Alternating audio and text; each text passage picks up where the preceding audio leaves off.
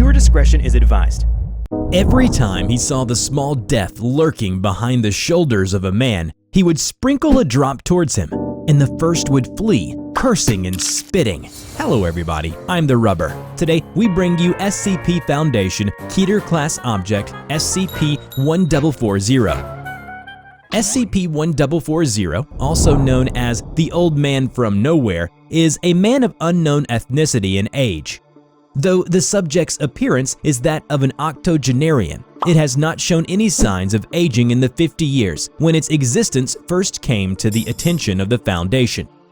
SCP-1440's anomalous nature becomes apparent once it comes into contact with a human civilization, dwelling, or man-made object and settles there for a period of a few days. Prolonged exposure of any man-made object or person will cause increasingly destructive events to occur in 1440's vicinity until the destruction or death of the human stimuli. The only exceptions to the destruction are 1440 itself and his belongings, clothes, a sack made of unidentified material, a pack of worn playing cards, and a small glass cup. 1440 is very much aware of his destructive property and has thus vowed to avoid human populations as much as possible to prevent the spread of unintentional doom.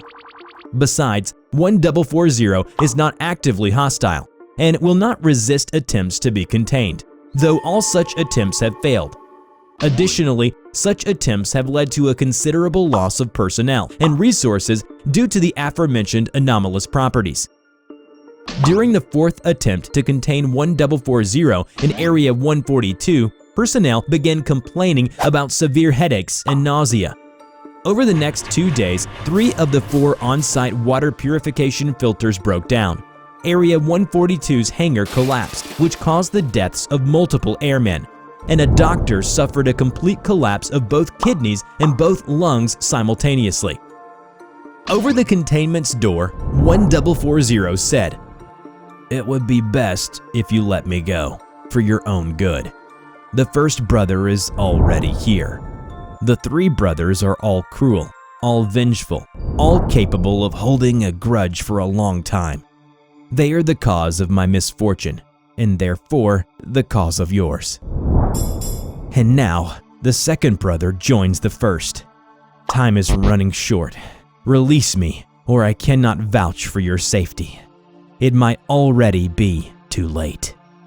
The third is crueler than both his brothers, for he knows his appearance is the only thing that will set me free. But he never appears. I have spent time untold searching for him, trying to return his prize and those I won from his brothers, but to no avail. It is too late now. Doom is never far behind the second. Before you perish, allow me to give you a word of advice. Should you choose to challenge death to a game of cards for your life, there is one thing you must never do: win." At that moment, the on-site nuclear device stored in Area 142 detonated. Area 142 was destroyed, and all on-site personnel were killed, but 1440 suffered no apparent harm. The old man woke, and his failures flooded his mind once more. The destruction of the Foundation base was just another drop in an ocean of guilt. The desert he found himself in was a lonely, empty place, and for that he was glad. Out here, he could do little harm. As the soft desert sand crunched beneath his feet, he remembered that thrice-accursed game of cards that led to all of this, to the 3 follies that sealed his fate. First came the game, a game he should have never challenged them. But he was young and full of pride and had much to lose. He was a man in his prime when he lost his life in a meaningless war and found himself in the brothers' dark halls. Around him, his fellow soldiers walked silently towards the distant light, not even glancing at the 3 gaunt figures that showed them the way. But not him. He thought the others were fools. They were weaklings to accept their demise.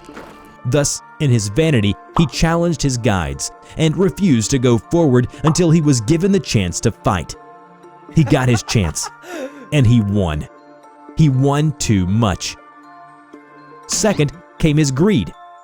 He took every hand, broke every gambit, and stole life from death's grasp with guile and skill. The brothers were displeased, but they accepted their defeat and showed him the door back to the world of the living. As he stood at the exit, he suddenly thought to himself, why stop now? Why settle for life when he could have glory, power, immortality? He turned and sat back at the table, and he won again, and again, and again. 3 prizes he won from them: the cup, the cards, and the sack. They were the brothers' prized possessions, and they offered him much if he would only return them: wealth and luck and health and glory. But he wanted to humiliate them, to make death grovel before him. So he took the prizes and left the brothers seething in rage. Third came the waste. The prizes were items of immense power, for they could keep the brothers at bay. The first cup held the elixir of life, and a drop of it would banish him, saving even the sickest of men from his grasp. Every time he saw the small death lurking behind the shoulders of a man, he would sprinkle a drop towards him, and the first would flee, cursing and spitting. A drop seemed like such a small thing, and the cup held so much water, so he used it carelessly. He banished the first from those too old or frail to keep on living, and from those the first rightfully owned. Eventually, the cup ran dry. When his wife began wasting away from the consuming illness, he had no water left for her. The first sneered as he took her away. The second prize was the cards. With the cards, he holds the power of the great death at bay.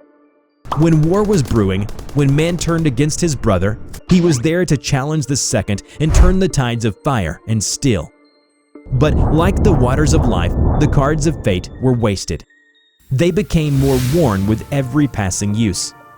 Eventually, the second refused to heed their call. He watched the world plummet into wars greater than he could ever imagine, watched millions die for nothing in the mud. The second laughed when he took them away. The prize of the third was the greatest. The sack of the all-death could hold anything within it. It could contain even the greatest catastrophes. It could stop even the direst forces from ever releasing their fury upon the earth.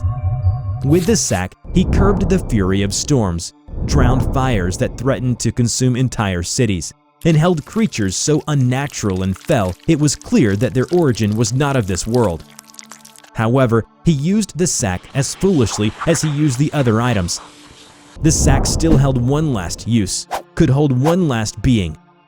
In this search for the third, he saw the forces of darkness grow even stronger. He saw brave men and women like those of the Foundation risk their lives in order to contain them. Yet he would not spare the last use of his sack. It was all he had left, his final hope. He knew the only way he could force the third to release him from his endless torment was to capture him in the sack, and thus force him and his brothers to let him die. The All-Death never appeared though, not even to mock him. When the forces of the unknown claimed a victim, only silence greeted them. Once the prizes ran out, the true horror of his fate became apparent. The brothers feared him no longer and did not forgive his vanity, his wastefulness, or his lording over death. They wanted him to suffer, and death was far too good for him. Instead, he brought death upon everyone else. He was forced to seek the third forever and to watch humanity crumble in his wake. His curse, like his follies, was triple: never to die, always to seek, always to destroy. Remember to check out my new animation channel, TheRubber Talks, where I share my life story, thoughts, and opinions. Just click on the link in the description to enter the Rubber's world. Before we end this video, we are proud to present these incredibly sweet pieces of fan art. A big thank you to all of you. You can now send us your fan art, and we will be more than happy to show off your best art piece in our next video. Check out our description below on how to submit. I hope you enjoyed today's video. Which SCP do you want to see in the next video, and why it is interesting? Let us know in the comment below. We will draw your story and share it with the world.